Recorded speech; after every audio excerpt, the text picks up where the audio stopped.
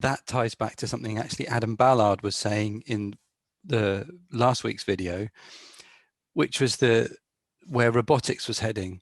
So you can solve a particular problem, like the example given was to recognize a gauge and read the pressure on it and recognize if it's a needle gauge or a LCD readout.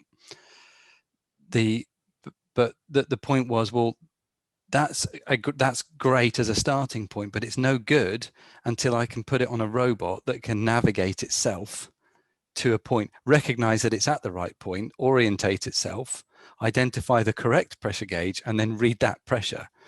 So what I need in order to be able to use this last bit of development you've done, I need a robot that can automatically select the best route. So it needs a map of the area, it needs to avoid obstacles, it needs to be able to recognize the shapes first.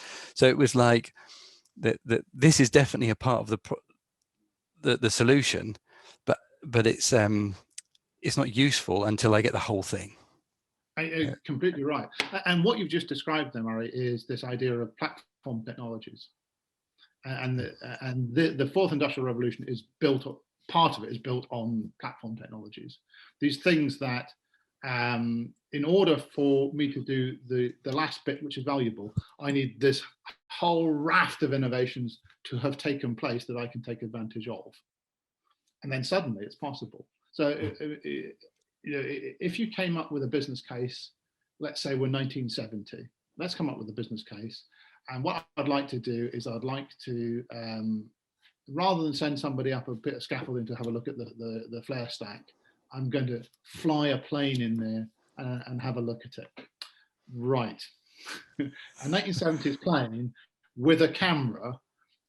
This is a 35mm camera. You're lucky you haven't got a guy with a flash gun on it flying past an Cessna. I mean, that's a ridiculous idea, right? With material wings flying past a flare stack. It's not a good idea, right? You know? But now that's a very good idea, because on the way we have got all of the things that make drone flight possible, which involves lightweight batteries, it involves high-powered motors, it involves microwave communication, it requires GPS locations, it requires video feed. A whole heap of technologies had to sort of come together before that idea made any sense at all. Yeah. So these ideas have a time that they work, and they wouldn't have worked before. But if you're not aware of those platform technologies and where they're moving, and I've come across a lot of people who are not aware, then you can't see those possibilities. Because, you know, if you hadn't seen what was developing in drones and I came to you and said, I'd like to fly past your flare stack and take some pictures of it and we'll do it for inspection, you're going to be thinking Cessna, and you're going to be thinking a man with a 35mm camera, and you're going to think I'm crazy. Yeah. But it's not that crazy. It's quite a reasonable idea, and now, but it wasn't then. No. And of course, it's the refinement needed, but you know, it's possible. Well, that's been one of our challenges as Eigen's grown up, and in having a technology with very few use cases early on, but this does some good stuff, and few people start to see it, and then you get the use cases, and then the language starts to come with it. So you start off with a technology, but without a language and a solution domain. But over time, you get there. Well, you know, I and this horrible pandemic that we've got going on, and the fact that no one can stand within, you know, 3 meters of each other, we're seeing all kinds of technologies that were already there becoming very important, especially offshore. Yeah. I mean, you must be you know, fielding the phone calls every day of people going, you remember that thing you talked to me about, you know, remote monitoring all my pressure sensors and getting all that data. I'm now interested. You know, I now know why that's important. I was talking to I shan't name him, but the CEO of a company up in Aberdeen who makes automatic or very simple to use flanging, no welding flanging solutions for replacing spools on platforms. And what he's done or his company's done for the last however many years has been training up unskilled is the wrong word, but you know, general technicians offshore in order to use this tool so that they can replace flanges. whereas before this was a specialist cutting problem, a welding problem, a very difficult problem to solve, which you require lots of specialist people to go out to your platform to do.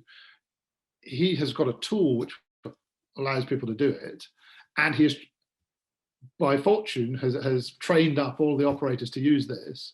And it's lovely for him. He's sending his tools off and renting his tools to the platforms, and they think it's fantastic because they don't have to put another body out there. Yeah. And there was an innovation whose time has just come. And I know how long that has taken to get to that point. And now it's one of the saviors of the North Sea, as is your technology.